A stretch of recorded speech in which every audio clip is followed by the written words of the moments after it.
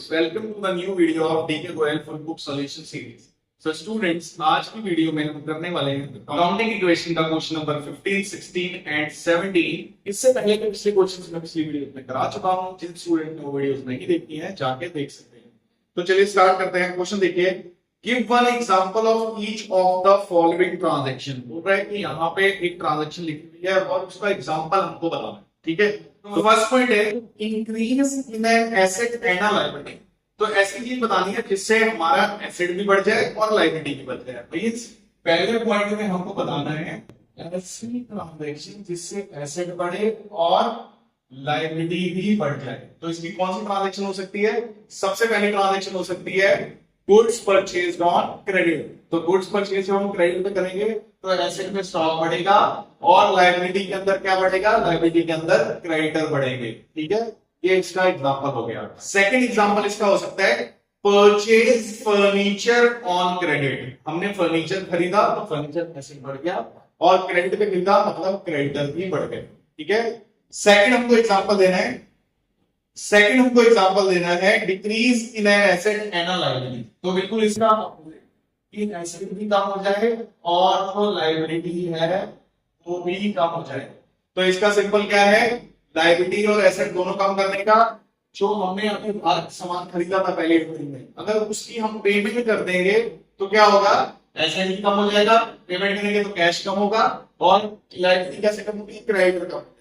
ऐसे ही हमने जो एसेट पहली ट्रांजैक्शन के उधार खरीदा था, अगर हम उसकी पेमेंट कर दें तो क्या होगा? कैश कम होगा और क्रेडिट कम होगा।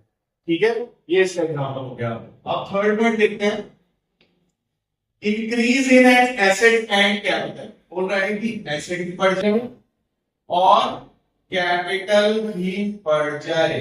ठीक है, तो इसके एग्जांपल क्या हो सकते हैं? इसका एग्जांपल हो सकता है गुड्स सोल्ड ऑन प्रॉफिट। अगर हम प्रॉफिट पे सामान को बेचेंगे तो क्या होगा? एसेट भी बढ़ेंगे और कैपिटल के अंदर प्रॉफिट रिकॉर्ड होता है तो कैपिटल भी बढ़ेगा। और क्या हो सकता है? रेंट रिसीव, इंटरेस्ट रिसीव, जितनी भी चीजें रिसीव होंगी वो इसको पूरा करेंगे। ठीक है, तो थर्ड पॉइंट भी हमारा होगा next is in asset and capital. Decrease in asset and capital means कम हो जाए और साथ में कैपिटल कम हो जाए। ऐसी ट्रांजैक्शन बताओ। तो पहली है sold goods at a loss. अगर हम लॉस पे सामान बेचेंगे तो एसेट भी कम हो जाएंगे और कैपिटल भी कम हो जाएगी। और क्या हो सकता है? या रेंट वहां रिसीव हो रहा था इससे पिछली वाली में, इसमें रेंट पे, अगर रेंट पे करेंगे तो कैपिटल कम होगी, एसेट भी कम होंगे। ठीक है, इंटरेस्ट पे, ठीक है, वो भी इसमें भी यही होगा। तो कोई भी चीज आप पे करोगे तो उसमें हो जाएगा। पेड सेल भी इसका एग्जांपल हो सकता है। बहुत सारे इसमें एग्जांपल्स हो सकते हैं, मतलब हमको सिर्फ एक ही लिखना है। ठीक है, तो एक क्वेश्चन यहाँ पे कंप्लीट होता है। सो स्टूडेंट्स, चलिए अब हम देखते हैं question number 16। On which side increase in following accounts will be recorded, also will mention the nature of account. तो पहला बोल रहा है कि आप इस साइड पे इन चीजों को रिकॉर्ड करना है। ठीक है, अब इसको रिकॉर्ड करने से पहले हमको ये पता होना चाहिए, अब इस क्वेश्चन को सॉल्व करने से पहले हमें अकाउंट्स का सबसे इंपॉर्टेंट रूल पता होना चाहिए। ठीक है, वो रूल क्या है? सबसे पहले वो रूल पढ़ते हैं और उसको अच्छे से याद कर लो, क्योंकि जब भी अकाउंट्स पढ़ोगे, जब तक अकाउंट्स पढ़ोगे, ये रूल लगना ही लगना है। It is very very important. ठीक है, तो उसको याद करेंगे। याद करने के लिए मैंने आपके लिए इसको शॉर्टकट में कन्वर्ट कर रखा है। बिल्कुल सिंपल सा शॉर्टकट है। क्या लिखेंगे? सबसे पहले लिखेंगे क्लियर। क्या लिखेंगे? क्लियर लिखेंगे। ठीक है, क्लियर से सी का मतलब यहाँ पे होता है कैपिटल, तो लिखेंगे कैपिटल। फिर क्या लिखेंगे? एल से होता है लायबिलिटी, से होता है एक्सपेंसिव, इन से होता है एसेट, आर से होता है रेवेन्यू या इनकम। इसका दूसरा नाम होता है इनकम। ठीक है, अब इसमें क्या है? ये हमारे मॉडर्न रूल्स ऑफ अकाउंटेंसी है। ठीक है, अब रूल क्या है? रूल है इन तीनों के लिए रूल सिंपल रहता है, means capital, liability and revenue. इन तीनों का रूल सिंपल है कि अगर ये चीजें बढ़ेंगी तो क्रेडिट साइड में रिकॉर्ड करी जाएंगी और घटेंगी तो डेबिट साइड में रिकॉर्ड करी जाएंगी। और इन दोनों का एक रूल होता है, दैट इज अगर ये बढ़ेंगे तो डेबिट साइड में रिकॉर्ड किए जाएंगे और घटेंगे तो क्रेडिट साइड में रिकॉर्ड किए जाएंगे। ये इंपॉर्टेंट, ये रूल हमारा बहुत ही इंपॉर्टेंट है। जब तक हम अकाउंट्स पढ़ेंगे हर क्वेश्चन में इस रूल को लगाया जाएगा।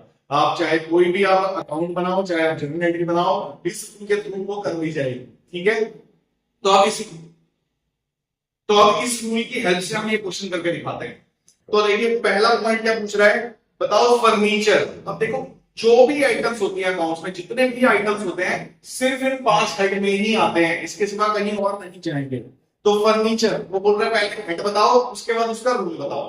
तो फर्नीचर क्या है हमारा, फर्नीचर हमारे लिए एसेट होता है। क्या होता है, फर्नीचर हमारे लिए एसेट होता है। फर्नीचर एसेट होता है, तो फर्नीचर एसेट्स वाली साइड में है। और ये पूछ रहे हैं कि इंक्रीज बताना है हमको, सिर्फ इंक्रीज वाली साइड बतानी है। तो देखो जब एसेट इंक्रीज होगा तो कौन सा साइड रिकॉर्ड करेंगे, डेबिट साइड रिकॉर्ड करेंगे।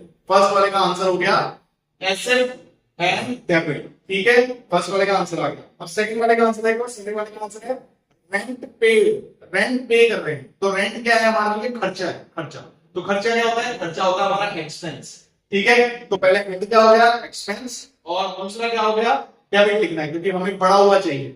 कि इसमें पूछ रहा है इंक्रीज बताओ, यहाँ डिक्रीज की बात नहीं कर रहा, तो हमें सिर्फ इंक्रीज वाला बताना है। तो मींस एक्सपेंस उसका नेचर है, और आएगा कौन सी साइड पे, डेबिट साइड पे आएगा, ठीक है। सेकंड हो गया।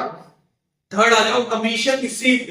कमीशन रिसीव होगा तो हमें कमाई होगी, कमाई होगी तो क्या होता है, कमाई हमारी होती है इनकम। और इनकम अब इंक्रीज का पूछ रहा है यहाँ पे, तो इनकम जब बढ़ेगी तो कहाँ आएगी, क्रेडिट साइड के अंदर रिकॉर्ड करेंगे, तो इनकम आएगा, ये क्रेडिट साइड आएगा। नेक्स्ट देखो, नेक्स्ट है सैलरी पेड। अब सैलरी हम पे करेंगे, हमारे लिए खर्चा हो जाएगा। तो खर्चा हो गया एक्सपेंस, खर्चा हमारा एक्सपेंस होता है, और बढ़ना है तो कौन सा साइड आएगा, डेबिट साइड आएगा। इसका भी आंसर आ गया। नेक्स्ट है प्रोपराइटर अकाउंट। प्रोपराइटर कौन होता है, प्रोपराइटर मालिक होता है, और मालिक का अकाउंट की बात कर रहे हैं। तो मालिक का अकाउंट क्या होता है, मालिक के अकाउंट को बोलते हैं कैपिटल। क्या बोलते हैं, कैपिटल। तो कैपिटल तो खुद ही एक हेड है, ठीक है। तो कैपिटल हेड है, कैपिटल बढ़ रही है, इसमें पूछा इंक्रीज हो रही है, तो इंक्रीज हो रही है तो कौन सा साइड आएगा, क्रेडिट साइड पे हुआ है। नेक्स्ट है डेटर। डेटर हमारे लिए क्या होता है, डेटर हमारे लिए एसेट होता है, तो एसेट में आएगा, और क्या होगा, बढ़ रहा है तो डेबिट साइड, ये इसका आंसर हो गया। Next creditor. क्रेडिटर लायबिलिटी होती है हमारे लिए, क्रेडिटर होती है लायबिलिटी, तो लायबिलिटी बढ़ रही है तो कौन सा साइड आएगी, क्रेडिट साइड आएगी, ठीक है। उसके बाद है इन्वेंट्री। इन्वेंट्री का मतलब होता है स्टॉक, सामान। स्टॉक हमारा एसेट होता है, तो एसेट में आएगा, फिर दूसरी तरफ डेबिट में आएगा, ठीक है। ये क्वेश्चन यहाँ पे हमने कर लिया है। अब पढ़ते हैं क्वेश्चन नंबर 7।